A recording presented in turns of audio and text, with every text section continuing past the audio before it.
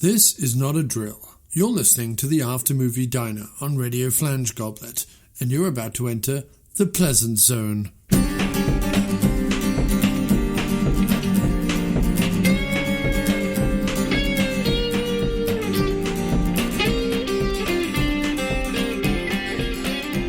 You're listening to the sweet sounds of the After Movie Diner. Support us at patreon.com/After Movie Diner. Or I'll punch you in the teats. Rate and review us on iTunes, Earthling. And now, here's your host, John Cross. So it turns out that Jack Reed, A Search for Justice, the Dennehy episode we did, is the most popular episode we've done of the last 6 months. Yeah, and I it seems like, because it was at the height of the pandemic, presumably at that point, we are the equivalent of the dented can on the supermarket shelf of entertainment. Do you know what I mean? It's like, well, is that what we are? We are the dented. What we are the dented can. We are the dented can on the shelf, the supermarket shelf of entertainment. Okay. You know, there's nothing else. I guess we better take this. Because I don't want to, starve. I wanted some Chef Boyardee ravioli, but I've ended up with Chef Boyardee lasagna in a can. Because what is that? Because what is that? You're eating it and you're going, it's just killing me. It's just poisoning me. It is poisoning. Am I getting lead poisoning? Yeah. Which, of course, we are. Because by people listening to our voices, they are slowly but surely killing their brain cells and their will to live. And getting lead poisoning. Well, I'll tell you what, though. This episode might be a winner because it comes out as the fate of the nation hangs in the most tedious of balances. Listen, mate, as long as it continues to be tedious, I'm fine with that. What bothers me is when it starts being all flaming pitchforks and pitch battles in the street. Well, we're not far away from. We've had some moments of that. We've had some people show up with guns and the like. I mean, they haven't fired them off yet. I'm just worried that it could, properly kick off.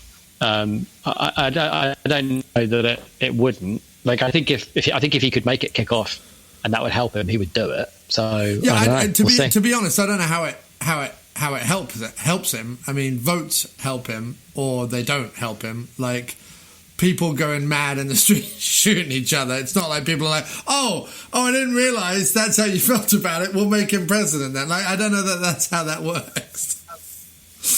No, I know what you mean. We'll see. It's already very us and them. Yeah. Anyway, right? Oh, for everybody. I'm very sorry. I didn't realise how you felt about the result.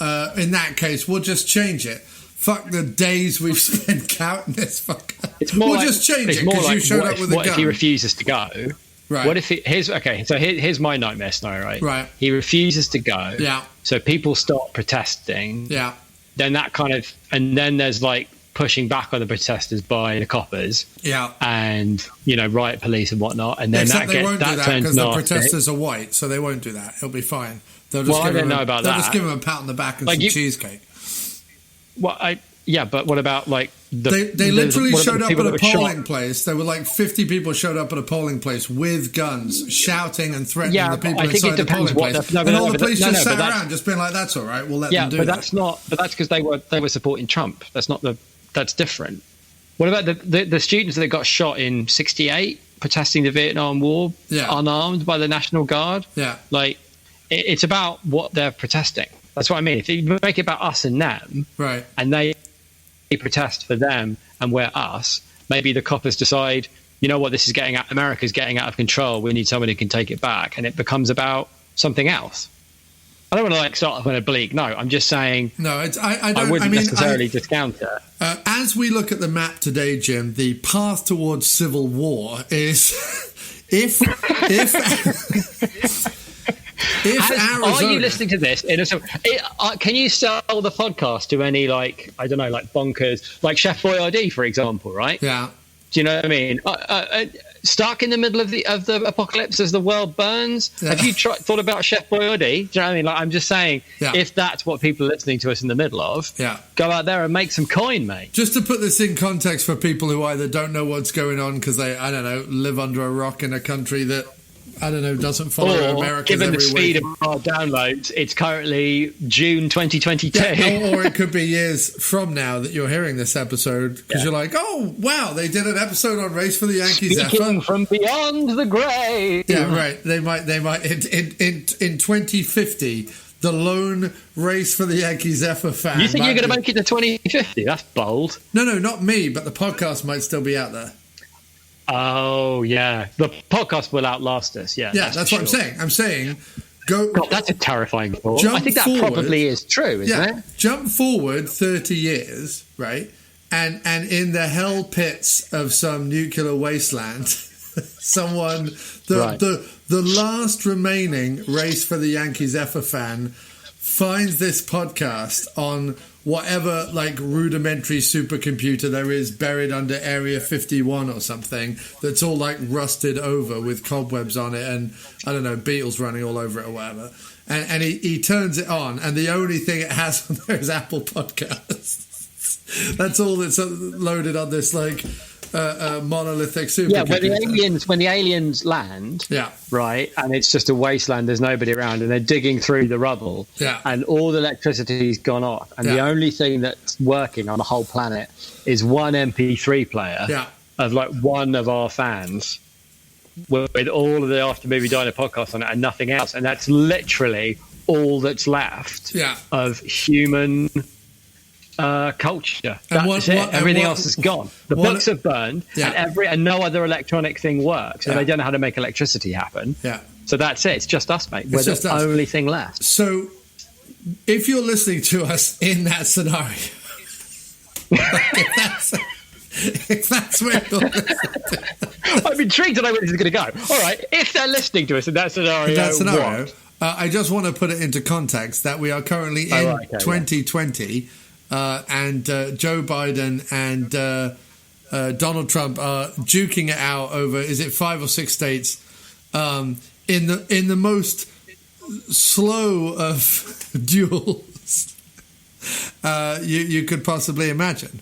It really is like it's one of those things where I wish I still had like an old shitty camcorder and I was like in Westcombe because it would cut and I'd be like, it's the third day and they're still counting votes. And my eye sags would be like halfway down my cheek and my hair would be a little wild and my eyes would have that kind of Izzy psychotic. Kind of like you are now. Yeah, kind of like you that. look now. And I'd just be like, well, it's the third day and they're not still... to over-egg the context pudding, but whereabouts are you now? Well... I am now up in Grand Gorge, New York, which is in the middle of nowhere, to be honest. But it does mean that it's unlikely that any pitchfork wielding or tiki torch wielding. Oh, yeah, you're right. That's a good place to be. Yeah, right on. I can dig that. I'm in a very old rickety turn of the century American style house. The inside has been renovated and is all very nice, but on the outside looks like the kind of place someone with 3 teeth and some bodies in the basement might live. And I kind of like that about it. So you in 10 years? Me in 10 years, yeah, basically. And opposite us, as if we needed more symbols of doom. But opposite us is an old style barn like house building that is just collapsing. It's just collapsing under its own misery, like right opposite. So we're here, we've got a fairly nice house. I mean, it's a little rickety on the outside, a fairly nice house, the porch and everything, and the porch is looking at literally the symbol of crumbling America. Cool. Yeah, so it's nice. It's sort of very countryside. We're up. It's nice, but it's a bit too on the nose, metaphorically speaking. Too on the nose. Yeah. If you cross the road, that way destruction lies. Is essentially the metaphor that I have to stare at. For the and you don't want to be the chicken 10 days. Of the joke of American democracy. Is what you're saying. Right. I don't want to be the chicken. I want to be the bold mover and shaker with the up to the minute quips I don't really want to be that either. Do you know what I don't want to be? I certainly don't want to be the guy who has literally been saying the same thing on CNN for the last 3 days while, going, well, there's another pathway to victory for Joe Biden. If I, for the 78th time, assume Nevada and assume Arizona and maybe even assume Pennsylvania, well, there we go. He's won the presidency. However, if Trump somehow builds a large, tank or something that's out of egg cartons or whatever. A Hadron Collider, mate. Large Hadron Collider. Yeah, and paints himself purple and gets all of his children to dance up and down in fig leaves, there's a possibility that Iowa might, take over 4 other states with, the guy who's been standing by the map screen say exactly, he's like, well, the president can either get all 6 states or lose, and Biden can kind of get these 2 or that one, maybe this one. Oh, he's got that one. Okay, great, he's got that one. Great, I don't have to say that one anymore, but I have to keep saying these other ones for the next, 5 days of my life without apparently a bathroom break or any food or a chair. You know what I mean? Like, if it gets to the 4th or 5th days, he's just going to be sat in a chair with his tie undone, just being like, I've told you. He can win Nevada and Arizona, or he can win Pennsylvania. Georgia is very close. Next. Over to you, Alan. I kind of want to get it like that. I kind of want all the pollsters to just be like, hey guys, if we just stay in here and pretend we haven't counted shit there, let's see how crazy we can make, Jeff CNN, or, whether we can make him so crazy he eats his own shoe in desperation. Yeah, I'd be down with that. I like that idea that all the polling stations are just like, guys, stay in here. We've got some vending machines. We'll tell people we're still counting. And we'll see if we can make, Jeff and his board on CNN go absolutely insane. By the 10th day, he's just like... I like that. I don't know how to tell you any differently. How long are you going to be up in, what was it, Big Gulch? Big Gulch, Connecticut. No, Big Gulch, New York. We're going to be up in Big Gulch, New York, till the 15th. Oh, that's quite a long way away, isn't it? Yeah, and I've got the next 5 days off, 5 business days. Woo! Vacation Great, in the man, hills. that's fantastic. Well, yeah, because what I wanted to, it's like if the world goes to hell, I have 5 days to make a contingency plan. The half-assed sorry. Which you're having trouble with it all day, and we're worried it's not working properly. Of Teresa's phone. Sorry, that's very unprofessional. Ruins everything. I do. I've literally put that in the notes. I feel like you should more frame that.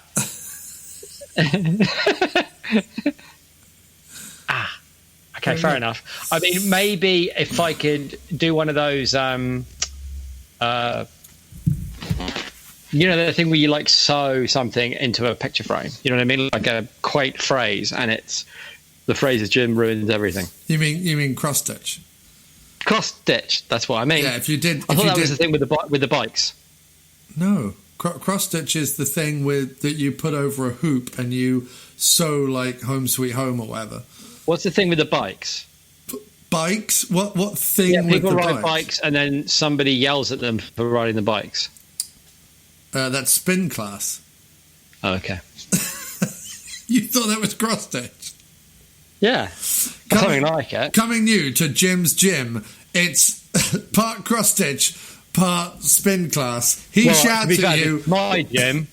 If it's my gym, it's probably all cross stitch, isn't it? Let's face it.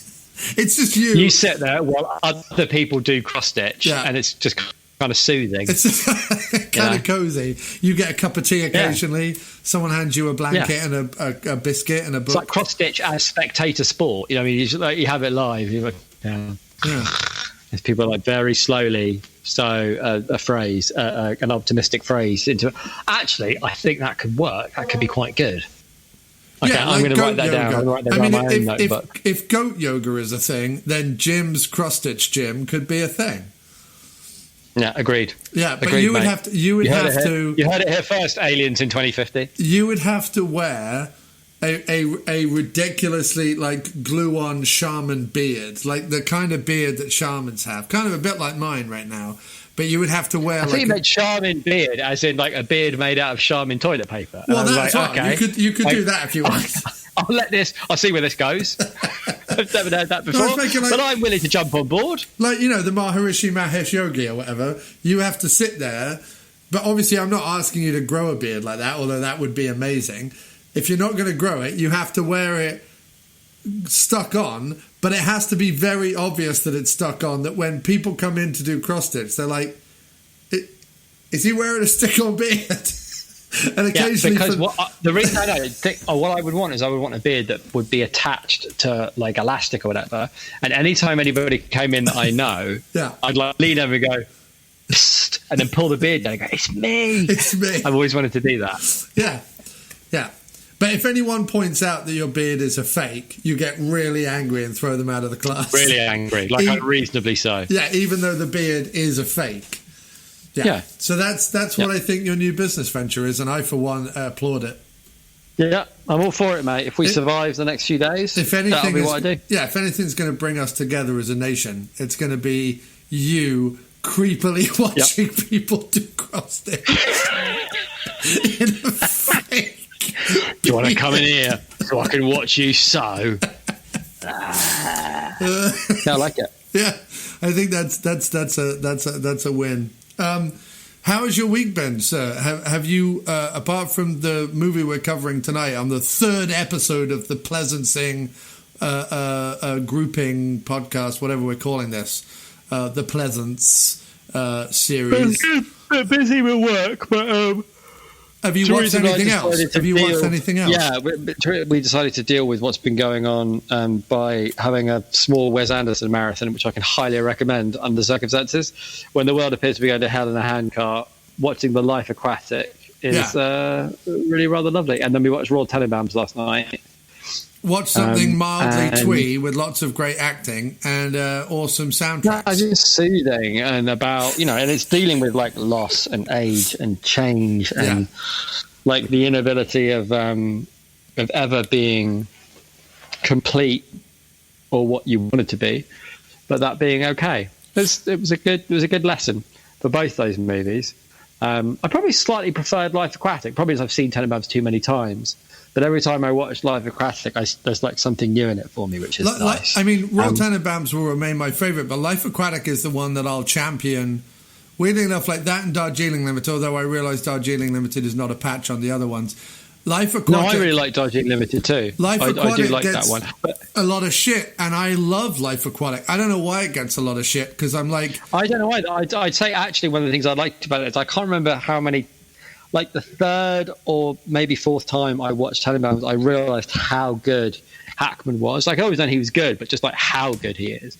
And this is the first time I watched Life Aquatic, realising just how good Bill Murray is. Like what a really well-rounded, affecting performance it is. It wasn't. I remember the first time I saw it being a bit underwhelmed by him, but actually watching it enough, he's completely brilliant in it. Just really, really good. Well, it's also weird to me because obviously with Rushmore and the Tenenbaums, Murray is in it, and Murray has sort of become Anderson's sort of good luck totem, and he is phenomenal in Rushmore. He's really good in Tenenbaums. Obviously, he has the bigger role in Rushmore, and he's really good in Rushmore.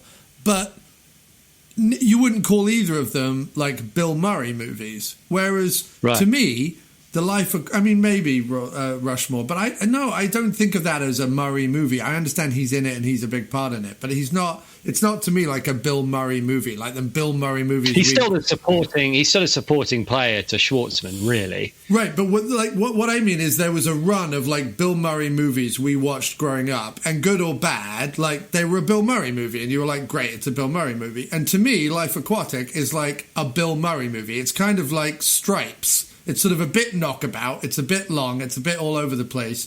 It's a bit ensemble, and some bits work and some bits don't. But like, to me, it's a Bill Murray movie. It's like Wes Anderson makes a Bill Murray like caper, and I fucking love that. Yeah, no, it was really good. So yeah, it was ideal for the circumstance, I think. And we're probably going to move on to either Rushmore or possibly Grand Budapest Hotel, depending on how we feel. I think we're going to keep it going, at least for now. I like that. So yeah, so that was good.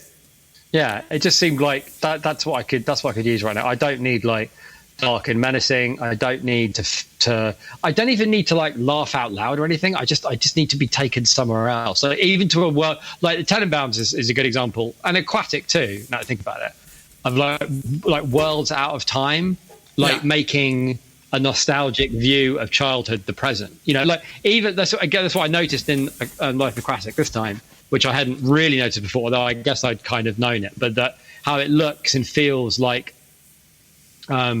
those books we used to read as kids, like annuals or whatever, where you'd have like illustrations and photographs of, you know, the sea or, you know, the jungle or wildlife or whatever. You know what I mean? Just like slightly unreal, but quite magical, even though they're on a page somehow. A lot of the children's books we read and grew up with, even though sort of the days of Britain as like the pith-helmeted wearing explorers were long gone, I feel like it was still very much kind of knocking about in the atmosphere in England. And a lot of the books we read growing up was about sort of, you know, daring do or exploration or, you know, chappies going here and chappies going there, and a lot of like sea-based tales and jungle-based tales and stuff, which, you know, were probably a big hangover from like the 20s or the Yeah, it's true. I think it's the idea of that with a drawing on a page, like brings a whole world to life. Yeah, you know, and like the whole look of that movie is like that feeling, but done as a movie, and it's quite a difficult needle to thread, but it was done really, really well. So yeah, it was perfect. I'm quite happy carrying on down that particular road. What about you then, mate? So how long have you been up in Big Gulp? We only got to Big Gulp today. Before this, we were in Canaan, Connecticut. Okay, and how do they pronounce it there? Canaan. But they do pronounce it Canaan, because we went to Delhi, but it's pronounced Delhi because it's America. Oh no, it's Canaan, Connecticut. Canaan. Canaan. Canaan. I don't know. Unless it's AANAN. I don't know, but this is the most tedious part of the podcast, me trying to remember how to spell Canaan, Connecticut, a place that I've only been for 3 days. I think you're right. And given I've talked for a fair bit, that's. But what I was thinking is, you know, like there's that Calm app, or there are those YouTube videos where people like whisper tediously into a microphone and people kind of zone out. I just listening to you explain, you know, the Royal Tenenbaums made me think you'd be really good at either of those things. You know, like Jim. like Jim Wallace. When you were talking about that thing earlier, it really put me to sleep, and I really felt like, I could sleep now. I'm so fucking tired of him talking. I didn't mean it like that. What a compliment that is. No, I meant... when you were expounding before your theories about that movie, it really made me think about sleeping for a long, long time. No, I didn't mean it like that. Thanks. I just thought like Jim Wallace's soothing moments, and you're just like Jim Wallace's uncontroversial opinions about things you don't really have one of your own. You're just like, and another thing I'd like to point out about cardigans. I tell you, not to get like too morbid or anything, but in terms of like what we're doing this week, I've been listening over and over again to the Gordon Downey album, "Away Is Mine." Have you heard it yet? I have. Yeah, I own it. Yeah, it's fucking like all 3 of his albums, the Secret Path, Introduce Yourself, and Away Is Mine, are all unbelievable. Like they're. Leaving aside Coke Machine Glow, which is obviously one of the greatest albums of all time, but easily like his best work, solo work, and up there with Hip stuff. Certainly better than anything the Hip have done since Phantom Power, I guess, right? In terms of an album hanging together? Yeah, maybe. I mean, I love all 3 of them, but the last one is and he wrote and recorded really all of them with a terminal brain tumour. So yeah, but what I like about all of them is they're all really different, right? Secret path is like, this is the thing I really want to say before I go. Yeah. Then introduce yourself is, these are the things I want to say to the people that I love before I go. And then away is mine is, and this is how I feel about the whole fucking thing, actually, if you're asking, like really, like that line, people don't say goodbye anymore for fear that it's goodbye. It's like, fucking hell.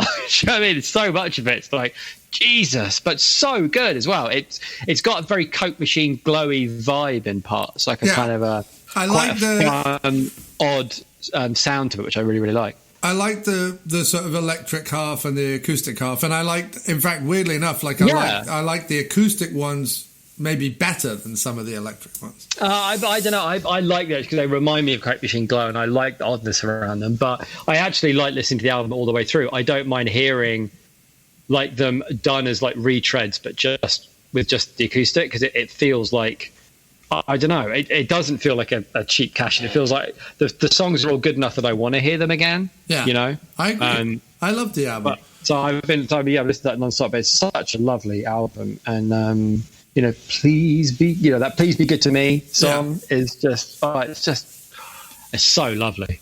I've got to say a little bit more. Really did you catch Getting Into Knives or watch any of the like live shows and stuff that the Goats did, or not really? No, I didn't at all. Getting Into Knives is a weird one for the Goats. I've been listening to it a lot. It's a weird one for the Goats because you can't... The first two or three you can listen to as songs and be like, oh, okay, these are these... And they did release all three of them as singles. And it makes sense because they're the three that sit together. Or the three that could be listened to individually. The weird thing about the rest of the album is I can't listen to like tracks 4 through 10 or whatever individually. I have to listen to them as a continuum. Individually, I'm not that impressed. As a collection, I'm mesmerized. But individually, I'm like, oh, this feels like an unfinished thought. And the reason why that is because, you need the rest of the album up around it to really fill it in. And then it sort of ends again with like another couple of sort of semi-poppy singles. But the sort of middle 8 is the middle 8 tracks. Oh, that's like, well, I'll give it a go. I mean, I still like it. I just, ever since Goths, I think I've just gone off them a bit. I really, really love the what's the one about going back to Leeds? What's the song of Goths? That's yeah, it's basically called that. I know what you mean though. Yeah, but that one is like really, really Andrew great. Eldridge is going back. Yeah, Andrew, whatever his name is, going back to Leeds is brilliant. And then rest of the album is entirely forgettable. Then the album they did after that, the Dungeons and Dragons one, it was called, was League with Dragons. Right, was all entirely forgettable. And then I heard the acoustic one, like the one that was right at the beginning of lockdown, that was just all acoustic, and that was really good. I really liked that one. The Pierre Chamin one. Yeah, that was really good. I thought that was great. I need to listen to that a bit more actually, but I thought that was lovely. But I'll definitely give it a go. I think there's just a point, I don't know, where you're one of those fans. I feel like that once he started to, because the last few albums have been way more about him exploring the studio and standing back from owning everything, and he himself has admitted that the last like 3 albums, and it's a bit. It's not as bad as when the Hip had like Bob Rock come in and just ruin everything. Although there are moments on World Container that are like up there with true, World Container, but that's more because I feel like the rest of the Hip are like, Jesus, the last album was so bad, we have to find some. No, I like World Container, but like the one they did before that, We Are the Same or whatever. The thing is, I went back once because I remember thinking that thing about every album, every Hip album at a certain point is better when you listen to the next one. You get the next one, you go back. This is one point you go, well, no, this one had some all right ones on it, actually. But yeah, I went back and listened to With Us, and it's so bad. There isn't anything on there that is even halfway listenable. But then what I like after World Container had some great ones on it, and then the one they did after that, Vaccination Scar or whatever. No, that was before World Container. It was? Yeah, because that came out at the same time. That's In Between Evolution. In Between Evolution. That's the last hip album I really... In Between Evolution is the last hip album like I really love. Like that felt to me like a return to hip. But no, the last few Goats albums have been more... as the band has expanded and they've added Matt and other stuff to their... They've now become a four-piece. Matt started playing, because he's a multi-instrumentalist, like lots of different instruments on different songs live. And in fact, even when I've seen them live a couple of times, they had like full brass sections. Like when I saw them at Webster Hall, they had like 3 or 4 brass players with them. And I think John just got like excited by that and just was like, oh, well, what if we bring in... Because I don't think he plays any instruments on In League with Dragon, maybe like a little bit here and there. But like even down to like guitars and piano, he brought other people in to play on that album. And while he's experimenting and while they're expanding their songs, and by all accounts on social media, they're more popular than ever. Like their songs are getting, 20 million streams and stuff on Spotify, which is unheard of for them. So... while it's clearly a direction that's paying off for them, I think there are some Goats fans where we're like, well, no, we like John Darnielle being the driving force and the deciding factor behind it. And while all this exploration in the studio is cool and fascinating, and I like it, and I like the collaboration idea, it's not as good as when either just him or just him and the 3 other guys like put their mind to it and just play. I suspect there's that. Part of the reason that he started doing that was because he got to a point where he'd done all he wanted to do, and I think for me, it's like I don't know. Like there was a point with Mountain Goats albums where there would be a song or a couple of songs in every album that would be better than something I'd heard on the album before. You know what I mean? Like there were things out there that I hadn't heard them do before. And I think maybe it was Transcendental Youth where I realized that even though there were some great songs on Transcendental Youth, it wasn't anything I hadn't heard before. You know what I mean? Not that they weren't great, but like even the one before Transcendental Youth, which I can't remember what it's called now, but the one that's got that "God damn these vampires and what they've done to me," that line was like blew the back of my brain off. It was so good. And there was something like that. And then the one with Transcendental Youth with the Heretics, no, not Transcendental Youth, Heretic Pride was just like so unbelievably good. And then even on Transcendental Youth, there was the... I love Transcendental Youth. It's great. It's great. Diaz Brothers and a bunch of great tracks. It's great. It's a great album, don't get me wrong. And it's just, it was the first time... All Eternal's Deck is I think that's the Vampires. All Eternal's Deck is the goddamn these vampires. Yeah. It's just like the first time I thought, it's not anything I haven't heard them do before, and it's not that it isn't great. And I think that then, I listened to albums after that and everything, and I enjoyed them and I bought them. But it was just, I felt like, it's not anything I haven't heard them do before, and maybe do a little bit better, at least in terms of how it affected me, Right. And I think that kind of personal connection, which is bound to be the case when he is, he sings from the heart about very personal things and that he feels deeply about, even if they're stories, that it's easy to feel that connection. And I think I don't know, that's just how it is for me. I guess the same reason he felt like he should move on, and fair play to the lad, but that's why I'm maybe not as interested before, for the same reason that he moved on. So I like Beat the Champ. I think you're right. Goths is probably, of the last kind of 3, which is Beat the Champ, Goths, and In League with Dragons. It's probably my least. Goths is probably my least favorite, although there are still tracks on there I love. In League with Dragons, I actually really like. There's some great stuff on it, but I like it because it's...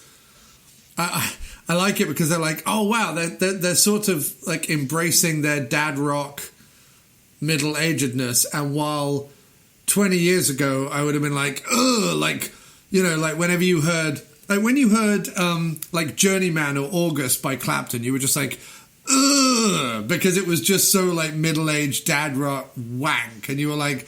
This is nothing compared to, his 70s stuff or even Cream from the 60s. And here he is just doing fucking wanky middle-aged stuff. But now, like when you kind of, it's like now I kind of go back and I'm like, I actually really like Billy Joel, and I'm not gonna hide. Right, but how do you feel about Journeyman though?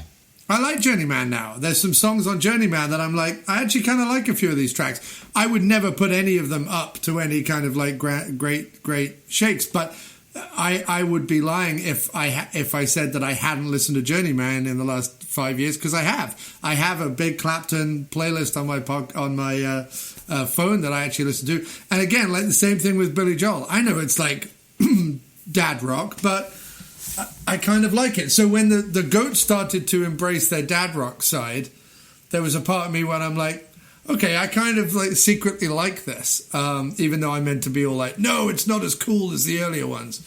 I kind of liked it. Getting into Knives is, I think you'll like it because it certainly feels more like a band album. Like the four of them went to a studio for a week and recorded an album, and it, he didn't call up a choir in Georgia to overdub some tracks or an orchestra in New Zealand to play on the thing or whatever. Like he didn't pull in a whole bunch of madness. It was just the four of them in a studio recording an album. And while there are still like a couple of dad rock tracks on it, the middle eight, as I was talking about earlier, is just a really interesting exploration. And a lot of them are very sparse, stripped down, earlier sounding Goats tracks. So I think that one and Pierre Chavin this year kind of got a little of the curse of the overproduced Goths and League of Dragons kind of off their back a little bit. But I think you have to go through that to kind of go, well, what do we sound like, if we Phil Spector and Jeff Lynne this up a bit? Like, what do we sound like? Questions that we should all ask ourselves, mate. Right. Well, after that cozy music conversation, which I hope everyone appreciated, I have to say, it's a very cozy episode, and I like that. I like that. No, I feel like in this moment in history, what everyone needs is two boring old farts wanking on about nonsense. Yeah, I was going to say to like friendly middle-aged weirdos being cozy and appreciative of things. That's fair enough. That's better than my thing. I prefer what you said. And to the point that you were making earlier about watching movies where just take me to another place and it's a bit of escapism and it doesn't command a lot from you and it's sort of willfully goofy. Let's talk about this week's Pleasence cut, Race for the Yankee Zephyr. And this is a David Hemmings film. David Hemmings is the British actor who is, I think, most famous for, what was it? The Dario Argento film. I thought he was in Blow Up. Is he in Blow Up? He is in Blow Up. Is that the same guy? But he's also in Deep Red, Profondo Rosso, right? Okay. Isn't that Hemmings? I think so, yeah. Yeah. And he directs this, although I happen to know behind-the-scenes information that our good friend of the show, Brian Trenchard Smith, was also on set at a certain point because Hemmings was a little all over the shop, and the producer was like, I don't know about Hemmings doing this movie. Brian, could you go down and just kind of hang around and make sure everything goes okay? And of course he shows up and Hemmings was like, I don't know what you're doing here, Brian. And there was a little confrontation. But David Hemmings, who's known, as you said, from Blow Up, but also from Profondo Rosso and Barbarella, which are sort of the two that I know him most from. Big eyebrows and a very, very dominant voice. Talks like this. David Hemmings, he directed this, Treasure of the Yankee Zephyr, from 1981. So I guess it hits right as because when is Raiders of the Lost Ark come out? When does that come out? That's 81 as well. Okay. And and when is like Jewel in the Crown or whatever it's called? Presumably later, because that's such an obvious Raiders of the Lost Ark ripoff, but maybe only 82, 83. As in, like, this did well, we better make another one of those. But what's interesting is you'd think Treasure of the Yankee Zephyr or Race for the Yankee Zephyr came out in like 86, 87 to capitalize on the whole sort of knockabout adventure films that were sort of being made, that started with Raiders and then kind of progressed with, you know, Jewel of the Nile and what's the other one? You're saying they progressed. You're saying Raiders of the Lost Ark started a trend that progressed with Jewel of the Nile. I just want to be clear. I don't know if is it Jewel of the Nile? What is there's two, right? Kathleen Turner, Romancing the Stone and Jewel of the Nile. Or Jewel in the Romancing the Stone, right. So Romancing the Stone comes out in 84. But would we describe that as progress? That's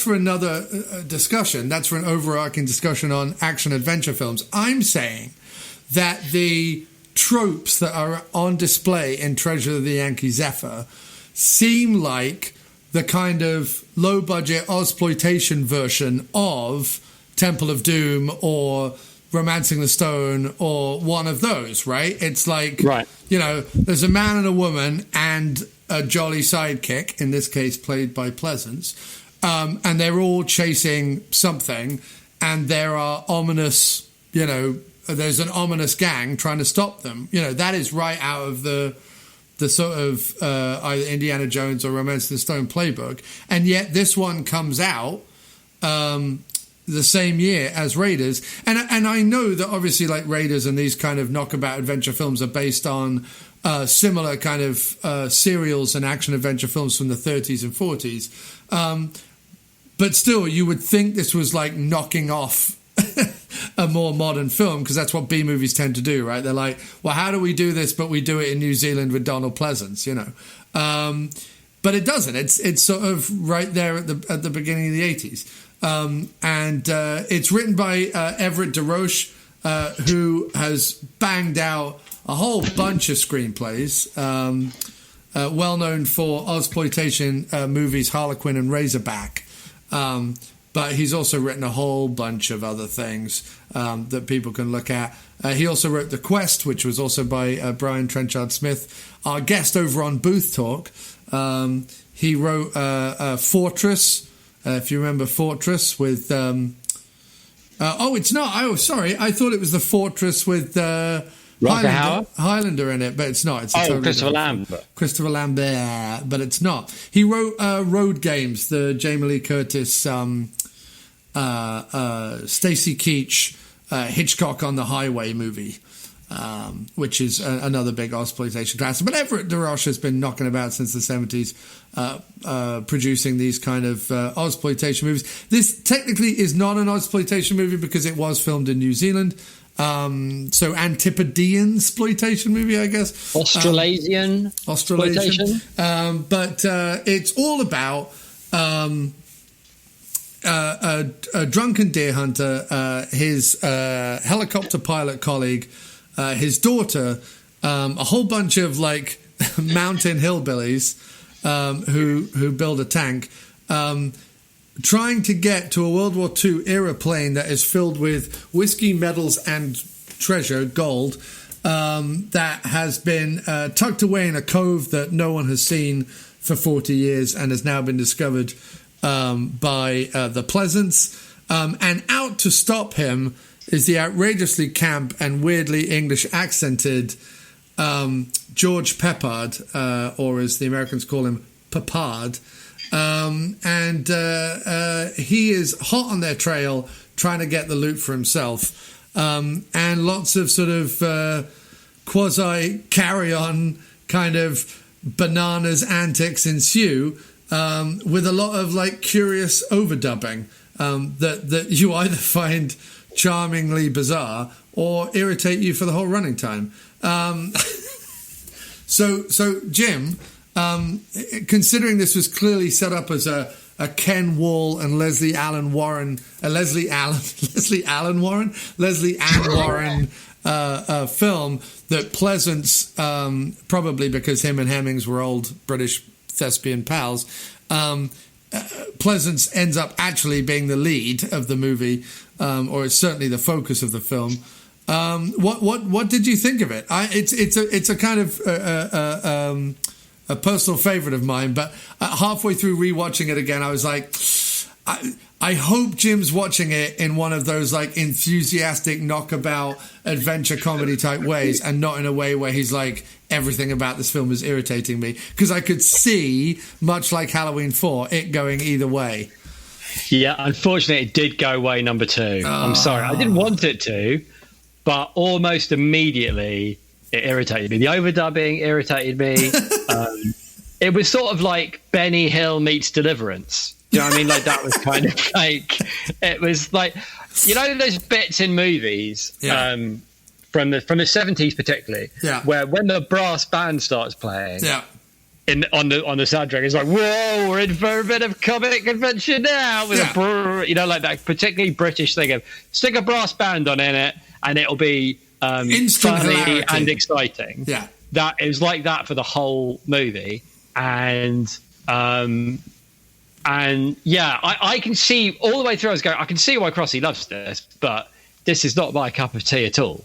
You know what I mean? Like, that was the problem. It completely missed the mark of what it is I like about things. I think if we had seen this in Westcombe in like 94 on a VHS tape, you would probably think more charmingly of it. I don't know, because there's not a lot about it that's like, I can see why you like it, but I genuinely, other than the scenery, which was very nice, there really wasn't anything about it that I liked. I mean, I hated Peppard. Well, that's staggering to me, because the movie starts, right? This is what I love about the convolution of the screenplay, right? The screenplay is, we need to get Pleasence to an isolated cove so that he can discover the plane, and only he knows where it is. So Everett DeRoche, who writes it, is like, well, what if they're hunting deer? All right, okay, I'll go with it. They're hunting deer. But they're hunting deer from a helicopter. Okay, they're hunting deer from a helicopter. And what if neither of them brought the net? Okay, neither of them brought the net. All right, what if we dangle Donald Pleasence upside a helicopter, and then when he's over the water, we drop him in the water and he discovers the plane? Oh, genius. That sounds like the way to begin a movie. No, because it's worse than that. But what I'm saying is what immediately... Is he catches the deer, and then the helicopter pilot's like, okay, like, hook the rope on the bottom of the helicopter onto the deer, and we'll take it back. And Pleasence's like, all right then. And then he takes the rope, and Pleasence goes, I know what I'll do. I'll hook myself to the rope temporarily for reasons that will, for the moment, remain. I'll keep to myself. And the helicopter pilot goes, well, I'm tired of waiting. It's been 22 seconds. I'm going to go home. And they go, so okay, he's going to lift Pleasence up, and that's going to be a comic brass band moment. But like. It's like the lazy. You could practically hear the screenwriter hammering in the background. I mean, it's like the laziest excuse for, like, I want Pleasence dangling on the helicopter, and then we'll drop him in the lake. Make that happen, and then the bloke could barely be. I can only assume they were paying him in beans because he could barely be bothered to come up with like any kind of legitimate setup for that set piece. The set piece itself is fine. This is what I mean about You and Me, right? Some bloke flying Donald Pleasence at the end of a rope through like beautiful scenery, and then dropping in a lake where he finds a plane full of treasure. Very difficult not to get on board with that if you're you. But for me, the whole premise was so shoddily set up that I just couldn't get into it. And that was like the problem with the whole movie. It was so shoddy, like the audio and the plot and the characters and the jokes, and everything was just, I couldn't hear the movie over the creaking. Okay, but it was just creaking and brass bands. But that's all I heard was creaking and brass bands. But let's go through it, because I do want to kind of sell this to an audience that I think might People like should be sold on it. I'd like to make that very clear, right? It's not that I'm saying it's a bad movie. All the way through, I was thinking, I get why this would float Crossy's boat, right? It's like almost squarely in the middle of what it is that you love about movies, right? I totally get it. It's borderline, Farley-esque, frankly, but Farley films have a script that are actually quite well written and are beautifully put together, which this was so obviously directed by a drunken blowhard. Do you know what I mean? Like, that's the problem with it. Like, every single thing in it that's supposed to be funny and a big moment would only make a drunken blowhard laugh. You know what I mean? Like, that's well, not only that, but you can sort of see Hemmings just be like, "Don't worry, we'll dub it in later. We'll dub the comedy in later." Probably because Hemmings hadn't learned how to film on location sound, so he was like, "Donald, when we get back to London, let's both get pissed and go into a sound studio." Donald was like, "Okay, that sounds like that does make sense. That would surprise, because it did look great. So I can only see they put him together with a good DOP. Yeah. So no, but I want to sell it on people. So yeah, fair enough. You go ahead. I'm going to stay quiet while you sell the film qualities. You have to stay quiet. But what I always try and put my finger on, like what I like, the reason why I like stuff like Ozploitation or the black films from the 70s or genre films or B movies in general, like whatever group you want to stick them in, is because there's only X amount of stories out there, and there's only X amount of genres out there, and there's a way Hollywood does them that's very polished and very by the book and very pleasing, right? And what's interesting to me about either lower budget movies or B movies or exploitation movies or whatever you want to call them is that very often they go, well, we know this genre, we've seen this genre, right? Bunch of people knock about, they're trying to get to treasure and someone's trying to stop them, right? That's a thing we know about. That's a like A to B plot. But either through, compromises in the production, or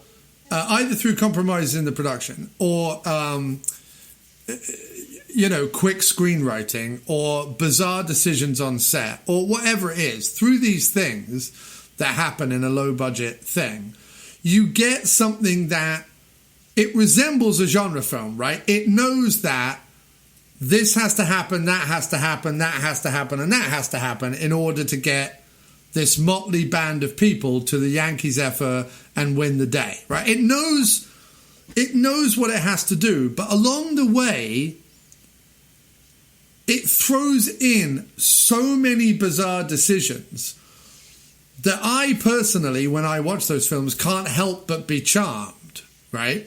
So, for example, we established at the beginning, Pleasence is a lovable, drunken hobo rogue who lives in a shack in New Zealand and eats cat food and knocks about the place, but is fond of the bottle, has a bit of a big mouth, and is looking to grab the treasure for himself.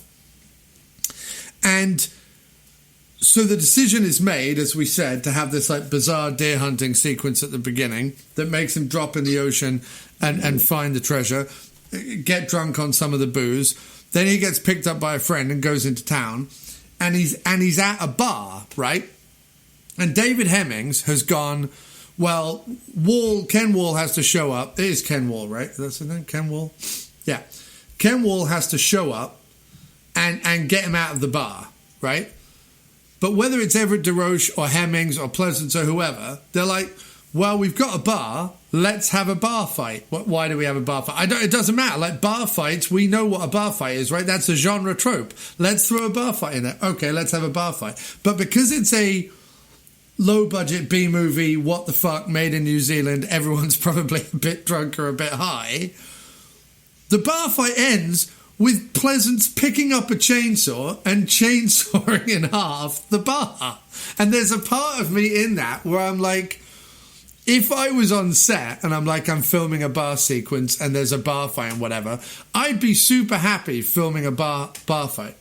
If I went outside the bar and saw that one of the prop men had left a chainsaw lying around, I'm like, okay, Pleasence has to chainsaw this bar in half. Like, that would be a decision I would make. And it would be only for me, because I'd be like, I want to see Pleasence wielding a chainsaw and chainsawing a bar in half. It doesn't make any sense. It doesn't, it's not the natural escalation of a bar fight.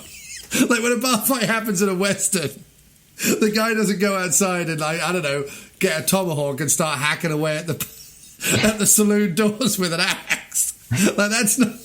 Yeah, but in this movie, they're like, well, what if there's a pickup truck outside with a chainsaw in it? And what if Donald Pleasence, for no reason, and also he chainsaws the bar in half for like shits and giggles. Like, there's no malice involved in him chainsawing the bar. It's just a jolly jape. Everyone's in the bar, and I'm just gonna. I mean, he could have cut someone's head off. So when I see that in a film, and this film is rife with that, it's like you have a situation where, Donald Pleasence has got a daughter, and he's got to go to the daughter, and he's got to get money. His wife's got to get money while the whirlybird helicopter is breaking down, and they need to mend that so they can go to the Yankee Zephyr and da-da-da-da. Okay, great. That's going to be a few scenes. That'll fill it all in. But, like, it becomes just mad to the point where, they don't fix the helicopter in time, but they have to take off anyway because outrageously camp British accented George Peppard in a large hat is following them. In a series, by the way, of large hats. He wears a series of pleasingly ridiculous hats in this film. Again, you're not getting any mileage out of the ridiculous hats. I, on the other No, I enjoy more you describing the film. The problem is that this is what I mean, right? You describing the film is more fun for me than watching it, because watching it was painful. Right. But like that's what I mean about, like, I understand why you loved it, because Pepper wears ridiculous hats and Donald Pleasence chainsaws a bar, and none of it makes a lick of bloody sense. But when you talk about it, you describe it, yeah. I find that very entertaining and funny. Yeah. It's just the actual film version. Right. It's like the difference between what's in your head and like what ends up happening. What ends up happening is a dismal failure of filmmaking. But what's in your head is a delightful romp. Do you know what I mean? Through to me, it's a delightful romp. And then, so the helicopter crash lands or whatever happens, and then Pleasence is like, oh, I'm just going to go off for a drink over the hill. And Ken Wall, just with one line of dialogue, entirely sets up the next scene with, like, yeah, he knows a lot of guys in the mountains. Like, Pleasence just knows a bunch of guys who are all sort of... It's like that Python sketch with the hermits up on the mountain, but, like, none of them are really hermits because they all know each other kind of thing. Yeah. But he knows a bunch of hermits up in the mountains. They go to the hermits. There's a whole sequence where they're singing songs and whatever. And then out of nowhere, they build a tank. They build like a rickety, mad, like, tank. So doesn't obey again. And the tank for me was it's like an encapsulation of how this film doesn't give a shit about anything. And it's like they've got submachine guns, and they're going to get away from the blokes with the machine guns by driving really, really slowly, right, on basically a quad bike with like a plastic bubble on the top. And they go, they're unstoppable! Quick, we better run away and get into our cars and give chase, as opposed to put a bullet in their heads. Well, because in any other movie, like, and Real Men is a good example of this. Like, they show up at the mum's house to borrow his mum's car. Like, that's the scene in Real Men. But then they decide to add, the father's had a sex change and blah, blah, blah, blah, blah. Like, they add this whole scene in there that doesn't need to be in there. The purpose of the scene is we're borrowing our mum's car and on with the adventure. But they put a whole scene in there. In this movie, the scene is, I'll go ask one of my mountain men if we can, I don't know, have a car or make a car or something. And instead of him going, yeah, sure, you can borrow the truck out the back, several mounted men and Ken Wall and Donald Pleasence get together and weld a tank out of bits of a helicopter and like quad bikes and madness. I was just like, I'm so charmed that series of events takes place. I'm just so charmed by it. So that is the plan. Yeah. And of course, I'm sure, and I feel really bad that you watched this and you didn't enjoy it. I'm so sorry about that, man. I don't mean... No. Listen. I didn't enjoy it, and it wasn't very good. I'm not going to, lie about that. But I'm still glad that it exists. You know what I mean? I'm not going to, piss on it and say, oh, it's no good, it's rubbish, what a waste of time. It's like, it was no one... I don't feel like anybody dropped the ball on the movie. Do you know what I mean? I don't feel like the potential was there. I feel like everybody did what pushed themselves to the very limits of their capabilities, and this was the film that resulted. And even though I found it borderline unwatchable, do you know what I mean? I can see how somebody whose idea of look, if George Peppard could turn up with a ridiculous accent and a series of massive hats, I take my money. Do you know what I mean? And it's for me, that's never going to be. Do you know what I mean? On my fucking feedback survey, but for you, do you know what I mean? It's a fucking bullseye, and it's difficult to argue with that people in New Zealand in 1981 hit your bullseye so squarely. Yeah, do you know what I mean? From 30 years away. Well, not only that, but this is also my feeling towards it, and your point about I'm glad it exists.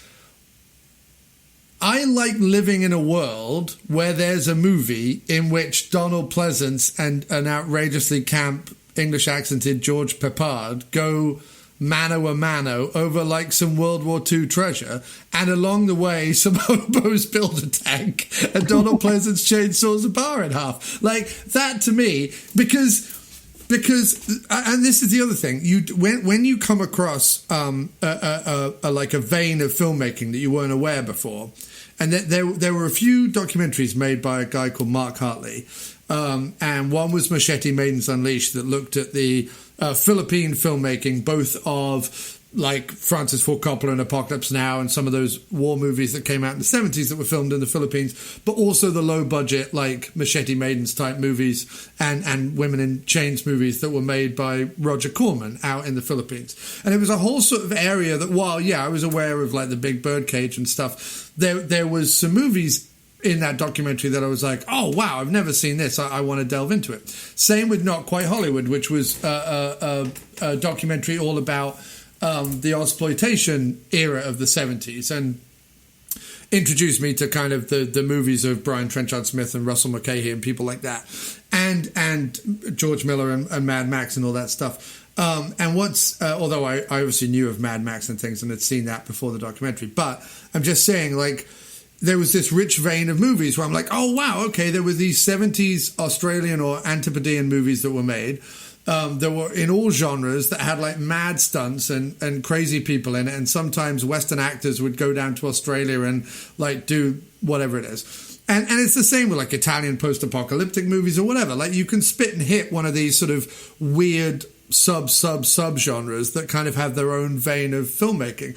And what you end up finding, if you're like me, right, you go, oh, I'm going to go down this rabbit hole for the next 6 months and watch as many exploitation movies as I can find, or as many Italian post-apocalyptic movies as I find, is that what you find is that 98% of them are bollocks. 98% of them you watch and you're like, I know what they're trying to do here, and okay, they have funny hair or great shoulder pads or something, but ultimately I'm not going to put this movie back in because it's not entertaining me. It's not whatever. It's just, they've tried to make a post-apocalyptic movie, or they've tried to make a women in prison movie or whatever. And actually all they've done is sort of succeeded in making kind of a grimy, low rent movie or whatever that you don't really want to spend time with. However, when you come across a movie like Race for the Yankee Zephyr, which you're well aware of all its faults. I'm well aware. I'm not sat here being like, no, Jim, you're wrong. I'm well aware of all its faults. But when you line it up against, a lot of the other movies of the era that people will talk about, and there are some great ones, I love Razorback, I love The Man from Hong Kong. There's some great exploitation movies, but there's also some which are outside of the locations and the maybe the photography, a lot of it is bollocks, right? This was one which, like you say, ticked a lot of boxes for me.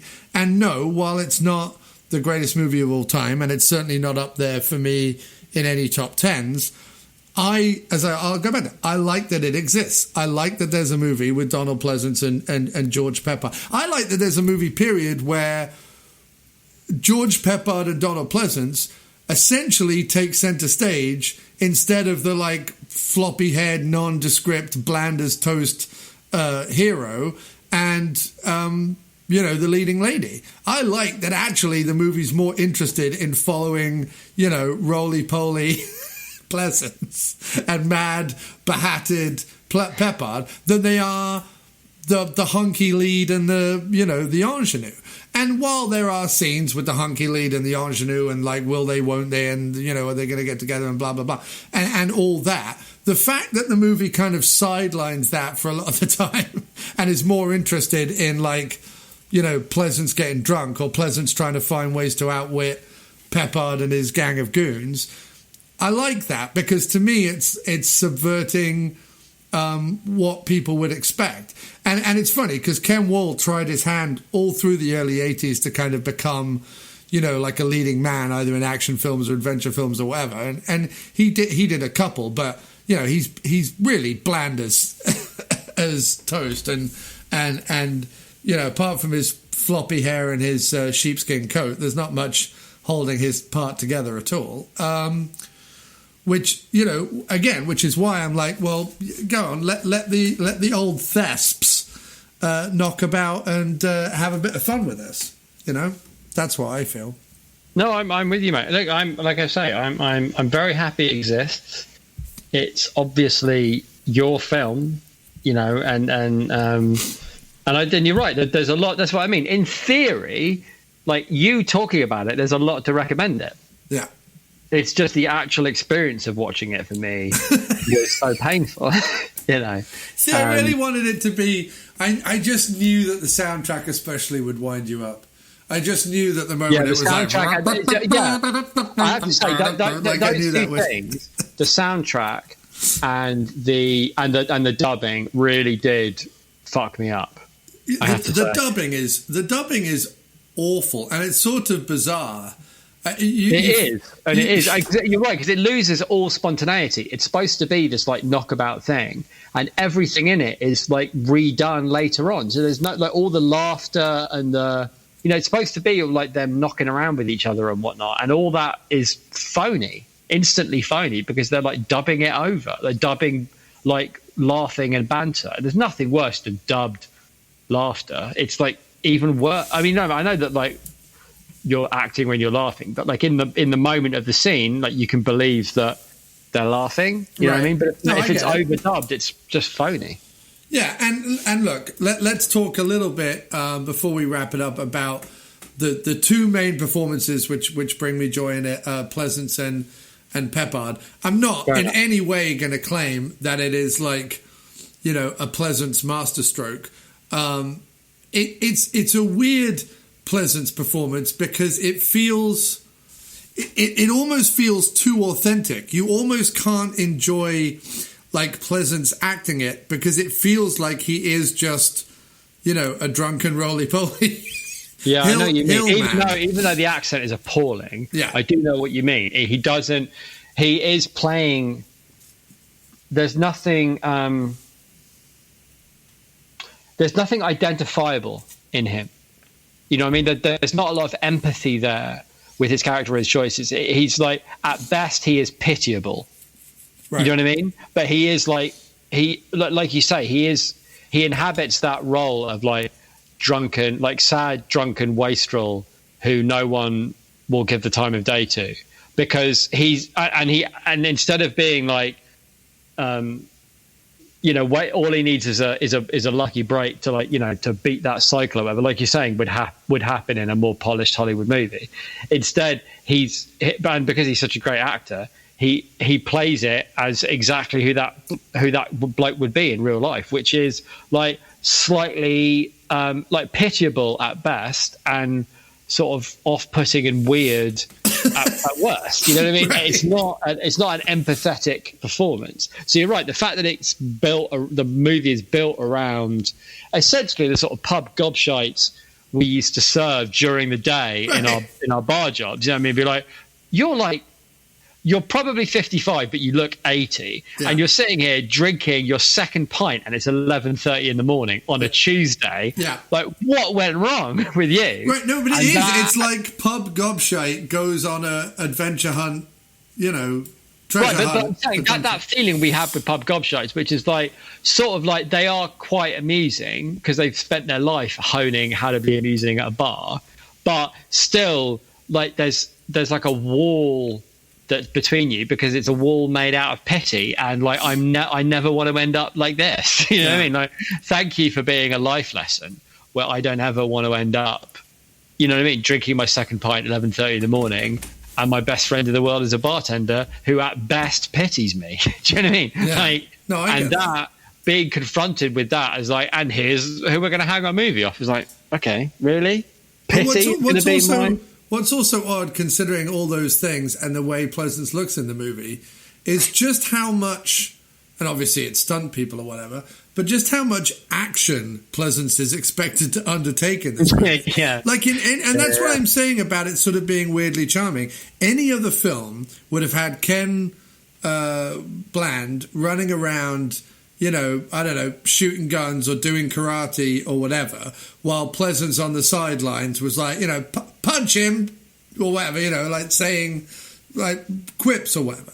But in this movie, you know, Ken Bland just kind of sits on the sidelines and is all beige, while like Pleasence is like rolling down hills and hanging from helicopters and chainsawing bars in half and punching guys in the face and screaming bastards. Like it's sort of this wonderful, and again, like how many times outside of maybe the Halloween movies in the finales, how many times does Pleasence get to be like a mad, drunken, swashbuckling action hero at like 60 years old? Almost none, yeah. Right. So and I agree, and I'm glad that the film exists and it was made, and it could not have been anything other than it was. You know, it was not right on its own terms, right? And what the people involved in it wanted to achieve. Yeah. They knocked it out of the park. Like, no one walked away from that one disappointed, which, like, is odd. Yes. But, like, you feel like Peppard walked away and went, "Yep, I nailed that one." So, I mean,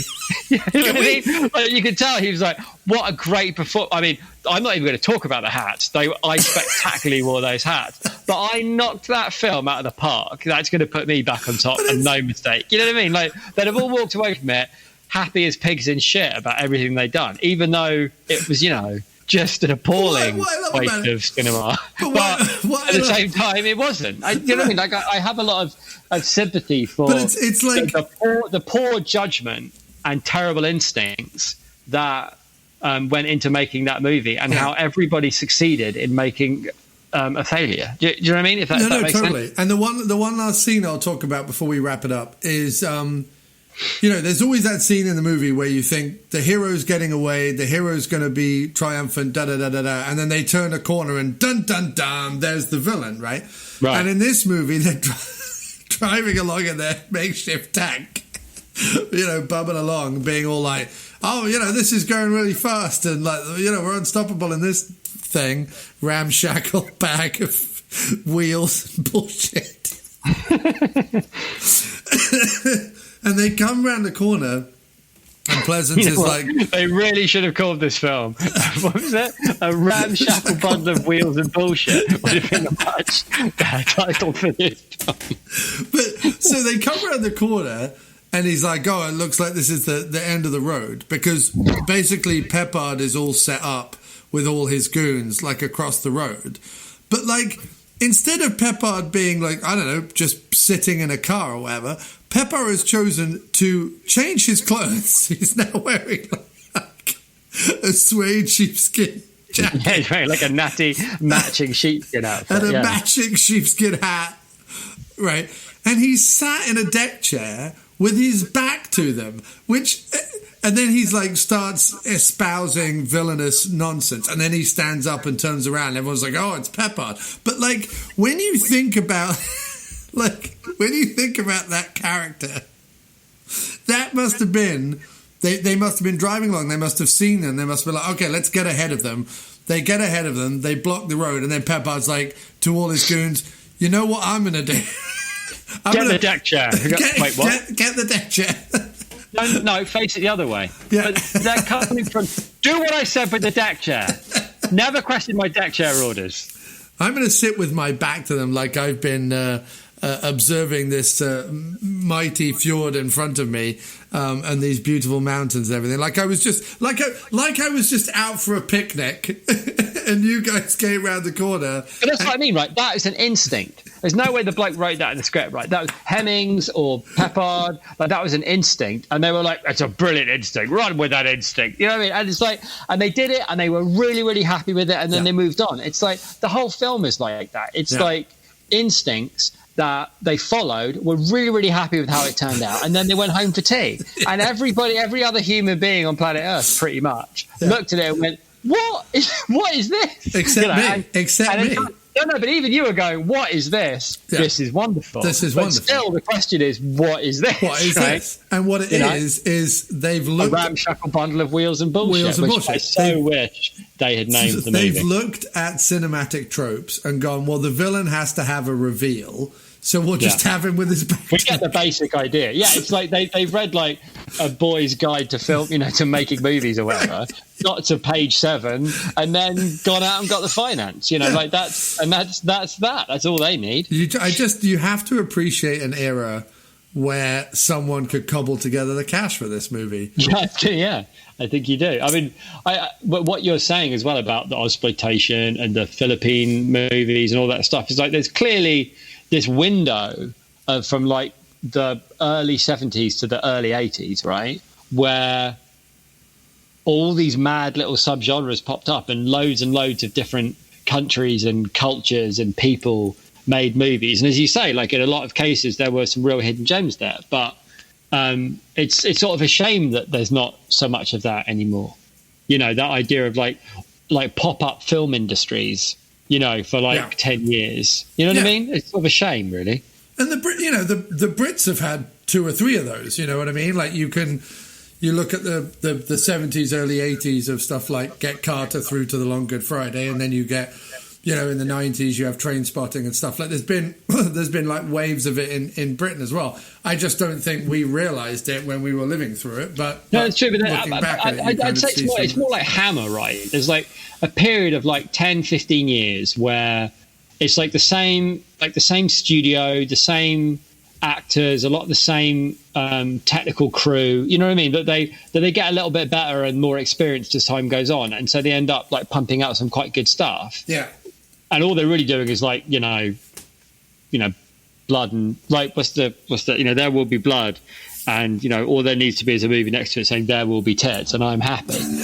And that's what Hammer is, right? So there will be blood and there will be tits, and you'll get your 10 quid's worth. God, I wish the guy who made There Will Be Blood had made There Will Be Tits instead. To be fair, it's not my joke. It's from what's it called? Iannucci's political show, the half-hour sitcom. Thick of It. No, Thick of It. Oh, Thick of It. Okay. And it's the Scottish guy, Jamie, talking about how there's no better title for a film than There Will Be Blood, and all you need is another film called There Will Be Tits, and you're happy. And how massively let down he was by that movie. Right. But anyway, I'm just saying, like that's what Hammer is, and that's what those movies are, right? They're just made for blood and tits and taking your money. Yeah. And the prices of doing that, they gain a certain expertise and a certain way of doing things that is uniquely theirs. And it's a shame that disappears. And I think you're right with little things like Mona Lisa, Long Good Friday, that kind of era of like, England looks like this. And these are the things that people who live in England care about and what they think makes money, not care about necessarily, but like it's what they think is a cool movie. Right. And that kind of that cropping up in different countries. Like what I like too about French movies too is I watched some French movie on Netflix like not that long ago. And it's the first French movie I've watched in ages. And as soon as I was watching it, I was going, oh, that's right. French movies, it's like they're all so weirdly the same in like the emotion that they produce in you, right? The way French movies make you feel, which is like life is such a mystery and you'll probably die. You know what I mean? There's something about it that's like, but still it is sweet. You know what I mean? There's some kind of emotion, a way that French films make you feel, and the way they tell stories that leave you at the end with this very particular feeling. even though they're ostensibly about totally different things. And I think English films probably do the same. And I'm guessing, like, you know, a lot of these other ones do too. And it's a shame that goes, because it does seem to be based in, you know, some, like you're saying, like different voices, different viewpoints. And just because some of those viewpoints are drunken, massive eyebrow blowhards, doesn't mean that there's not entertainment to be had. Yeah. And like I say, the thrill of seeing filmmakers attempting to make all the tropes that they think goes into an action adventure movie and sort of adding their own weird twist to it is just something that I like. It's just something that I like. There's just something about it that I'm like, even if it's bad, I can see the sort of weird inventiveness in it. I can see like the weird decision making in it. And I guess I miss movies where someone is making weird decisions. Nowadays, most movies are made by people who want to make really good movies, not people who want to make movies where they're like, you know, I don't know, what if this happened? There aren't a lot of movies where people are just like, well, what if we... And when it does happen, it is so refreshing, right? Even like in the bigger budget movies, like one of the reasons why that third Thor movie is so much fun is because you do feel like at the head of it, every now and then, the bloke in charge makes a weird decision, just decides to go with it. Yeah. And that's what makes the film so entertaining, because it is slightly unexpected. And so obviously the product of a slight weirdo that, for whatever reason, they've decided to put in charge. Yeah. You know, it's like, oh, he made a film about modern day vampires. It's deeply peculiar and odd. Why don't we put him in charge of our massive comic book blockbuster? It's like, well, okay, but why? Why him? And then he's, you know, and it's brilliant. And I suppose there's that notion of, you know, you've got to have people make slightly peculiar decisions if you're going to have anything that like really connects with people. That's not like the problem with the DC movies, in my opinion, is that they're so bland and like smooth and everything's completely expected and runs along the rails, you know, and nothing about it is real. And the good Marvel movies like Iron Man 3 or Thor Ragnarok or whatever even the Captain America movie like has moments of people making slightly odd decisions, you know. Yeah. And that's what makes them fun and relatable and real movies, as opposed to sort of weird adolescent fantasies. And it's what makes you fun and relatable is that you occasionally make odd decisions.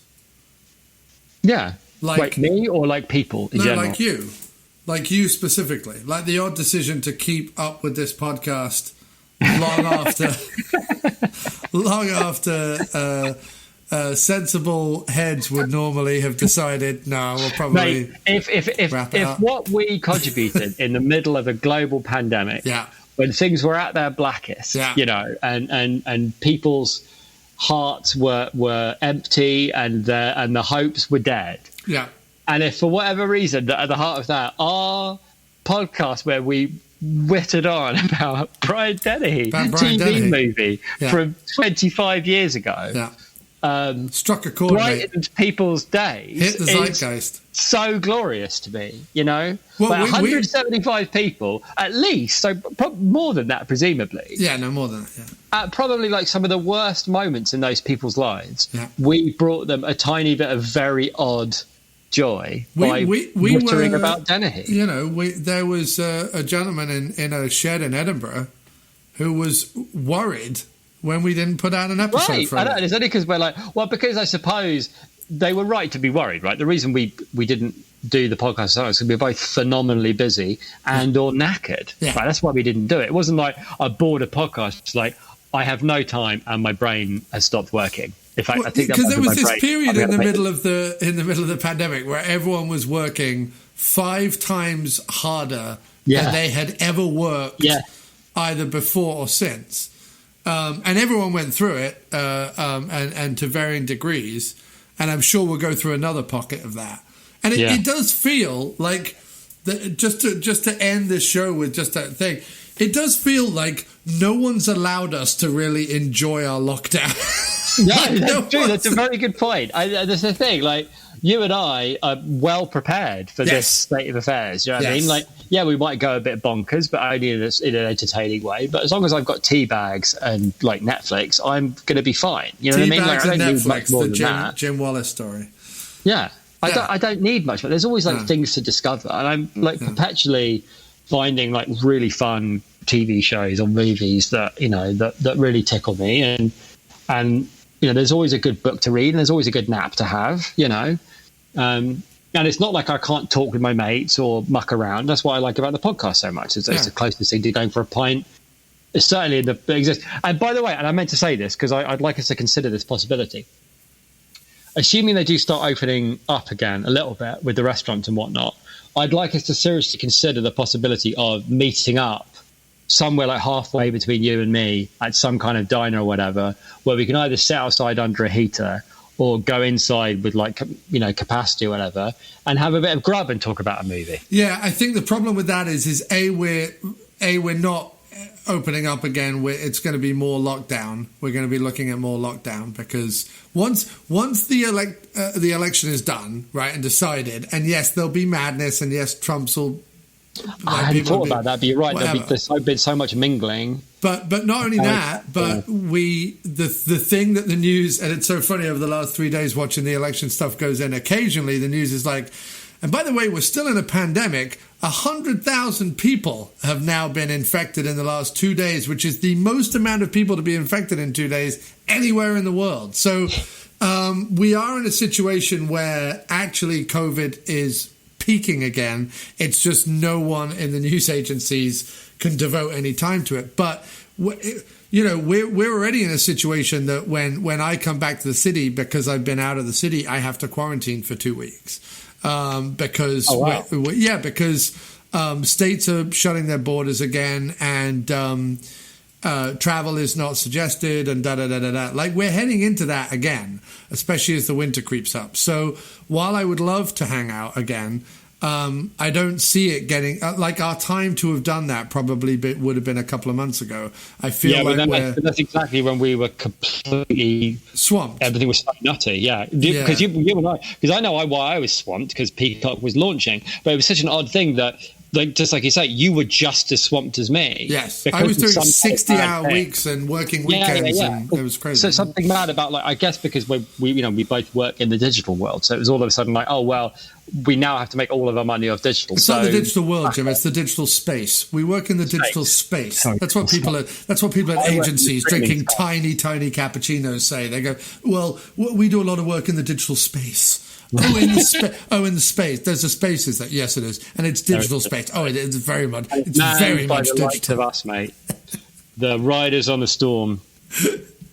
It's mad. It's mad. Like whoever thought that we, I know, you and I, would be somehow the goblins of the internet, keeping certain corners of the internet going, like sort of, hunchback underground dwelling goblins who turn. To be fair, if you said like hunchback underground dwelling goblins, I might have seen us in that role. Yeah, like a Gillian movie. Where up top is like a technological wasteland, and down below it's run by like big gargoyle-like hunchback guys who are... I have to say, I suspect deep down I've always known that I was destined to be the bloke next door to Sam Lowry's office. Yes. You know what I mean? Yes. Like that's always what I knew I was going to be. And I even look like that. I feel like I look like...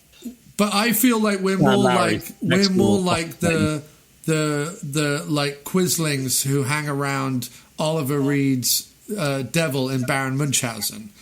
Like the world is going on up there, whatever the world is, and we're down in like some sort of hellscape, tapping away at keys and destroying our backs. Yeah, man, my back is definitely destroyed. Yeah, my back is Speaking definitely of which, I better go. And we're wrapping it up. That's it. That's the end. Hold me back. Next week on the After Movie Diner, I will try and think of one more Pleasence film that we can do. Well, I can have a look. There's a couple on Prime where he's the lead. Yeah? Yeah, I can't remember the hell it was called, but I came across it the other day because it was on my recommendations. Okay. I can't remember what it was called. Well, It sounded quite... There's stuff like The Caretaker and Cul-de-sac and stuff, which are sort of his more arty, thespian kind of things, but... I don't think it was... Maybe it was Cul-de-sac. I don't think it was Cul-de-sac. It was something else. It was like he was in a castle or something. I can't remember. It sounded like quite weird. Well, there's also Land of the Minotaur with him and Peter Cushing, which might be worth watching. Ooh, yeah, I'd watch a Pleasence Cushing movie. They did quite a lot together, but that's for another podcast. Thanks ever so much, Jim, for talking and watching Race for the Yankee Zephyr or Treasure of the Yankee Zephyr. I'm sorry it wasn't the no, I enjoyed talking about it though, mate. It was good fun. Slam dunk that I was hoping it would be. But you're right. The moment it bursts into like the moment like that brass music comes in, I can see you kind of chewing your knuckles, being like, Jesus Christ. Well, and I enjoyed it, man. I enjoyed talking about it. I enjoyed talking about it more than I enjoyed watching it. Well, there we go. Then that is the silver lining. And with that, let us wrap it up and say goodbye. But thank you very much, sir. And we'll talk again next week. That would be lovely. Let me know the movie, man. And I'll see you then. All right. Take care. Bye now. Take care, man. Bye.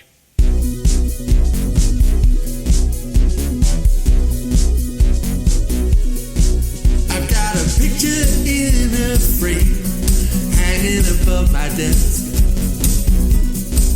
It says Donald Pleasence, and it brings me good luck.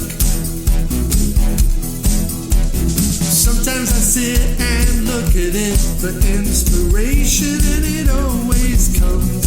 Sometimes on a bike, and sometimes by truck. It's been hanging there since the day my friend Jim found it and presented it to me on the Upper East Side. Since then I've been a devotee of the Pleasence. Oh yeah, it's a fandom that I'll never try and hide. And wherever I go, the picture follows above the desk, keeping watch over me. And luckily I have a wonderful wife who is very understanding, and she also works at that desk frequently. La la la la. La la la la la.